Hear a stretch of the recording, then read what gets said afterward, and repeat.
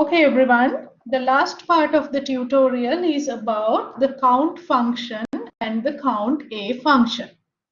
As you can see in the white screen, count function counts the cells containing numbers.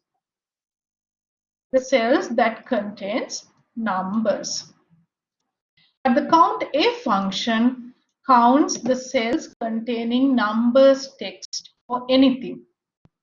That means basically it counts all the non-empty cells. Let's go to an example again.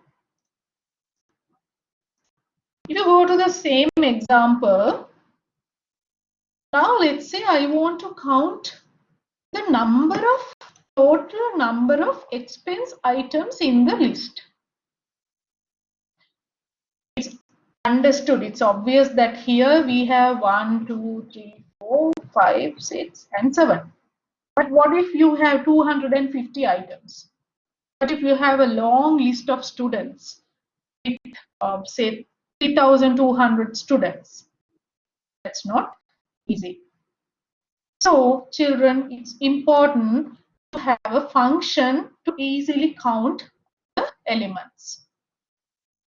Look at how I'm going to use the count function. First of all, let me use the count function. So, count, remember, count function is to count cells with numbers. And count A function is to count non-empty cells. Non-empty cells, any non-empty cell. First of all, let me use the count function. Equal, use the count function in Excel. Open brackets. Now, if I really want to count the number of expense items, you might understand I have to pick the cells with numbers, otherwise it doesn't count. So here I will use the second column. Now see, wait, mistake. I will use the second column, B3 to B9, press enter. You can see there are 7 items. If I want to use the count A function, once again, equal count A. Now think carefully. If I want to use the count A function, I have the choice either to use the column A or column B, because both the cells, both the columns contain some value, either numbers or letters. So let me use the same column B. It gives me the same answer. Now a question for you. If I use the count function and if I use A3 to A9, what should be the answer? Think a moment and try to get the answer. Try to find out the answer.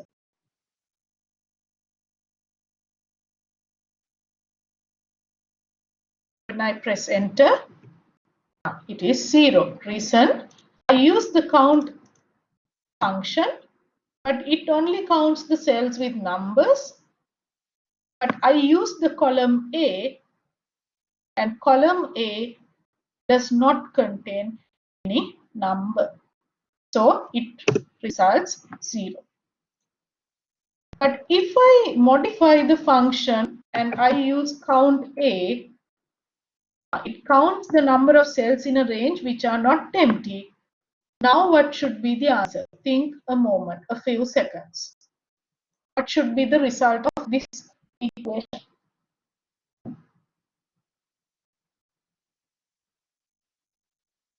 Press enter. It results 7. Why? Column A or column B, both the columns are not empty. Now children, do you understand the importance of count function and count A function?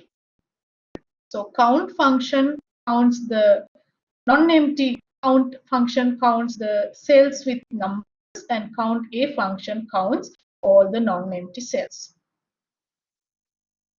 Now children, I'm going to give you a little support for your tutorial.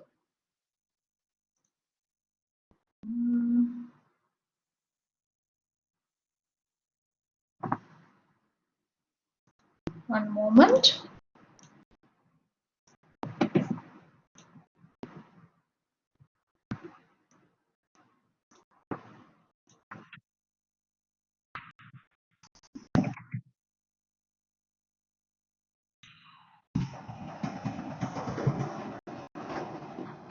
I'm going to give you a little support to your tutorial. Get your tutorial. Now children, try to use functions.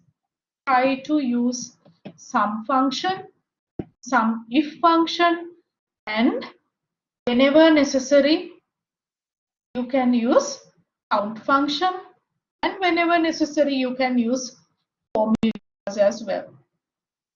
Let me give a small help. For the projected monthly income, now if you try to get the sum function equal sum open brackets, select the cell range of income 1 and extra income, close brackets, press enter. Okay, so you know how to do that now.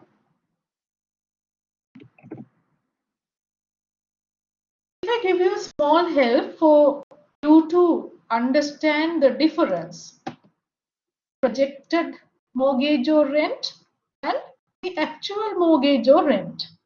You can see the projected, the planned expense is 1,000 and the actual expense is also 1,000. So what's the difference between actual and projected? So what can you do? All you need to do is you need to understand the equation. What you can do is you can get the projected expense minus the actual expense. We did something similar in class. Everyone can take projected minus actual. So here, let me help you. You can use formula here. Equal the value in C14 minus the value in D14. Projected minus actual. Press enter, it's 0. But here, equal the value in C15 minus value in D15. You can see it is minus 46. That's why it is given in brackets. Now you know how to get the total. Let me help you with one of the totals equal sum open brackets. Select the whole range, close brackets, press enter. Now similarly you can do the rest. So that is how you have to calculate the housing expenses. But similarly you can do the transportation expenses, entertainment expenses, and gift and donations expenses. Right? And here's the challenge for you.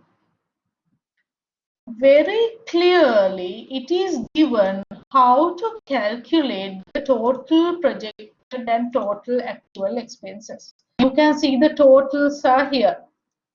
If I help you, you need to make use of these totals. I'm going to color. You will see them in yellow color, but I'm help you to figure it out. You are going to use these cells in order to calculate these values. Okay, so you will carefully figure it out, right? And to calculate these values, you might sometimes need these figures as well. Okay. And here's the next challenge for you. You need to independently identify what are the total actual major expenses. Now, what are the major expenses? Even one student asked in class, what are the major expenses? Right? If you go to your tutorial, one moment.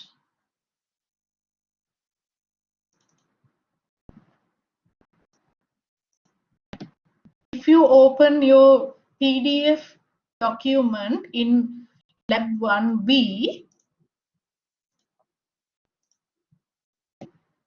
you will see step-by-step instructions and sample values are already given.